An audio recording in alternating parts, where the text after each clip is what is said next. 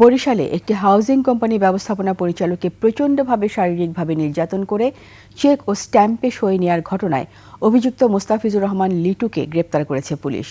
লিটু স্থানীয় যুবদলের সাথে জড়িত থাকায় প্রচার চালালেও সংবাদ সম্মেলনে সংগঠনটি জানিয়েছে সে দলের কেউ নয়।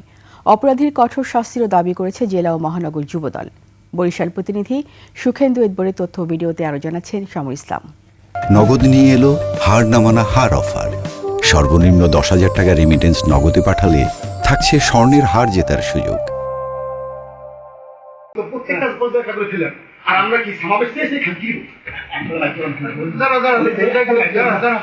প্রায় 13.5 মিনিটের সিসিটিভির এই ফুটেজ শনিবার রাত থেকে ঘুরে বেড়াচ্ছে সামাজিক মাধ্যমে।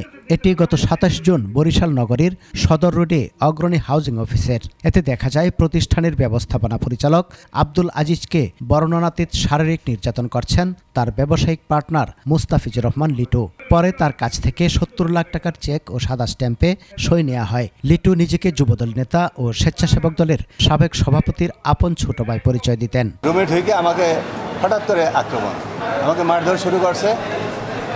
মারধর শুরুর তার একটা নতুন কৌশল হলো সে আমার অন্ডকোষ এমনভাবে চেপে ধরছে আমার শ্বাসরোধ হয়ে যাওয়া, মারা যাওয়ার উপক্রম হয়েছে।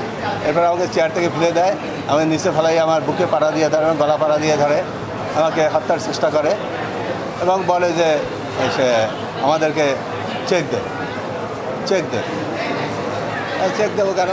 আমি তো ওই অবস্থায় তো জীবন বাঁচানো আমি বড় মনে করছি। দুপুরে জেলা ও মহানগর যুবদল আনুষ্ঠানিক সংবাদ সম্মেলন করে লিটু যুবদলের কেউ নয় জানিয়ে তার বিচার দাবি করে।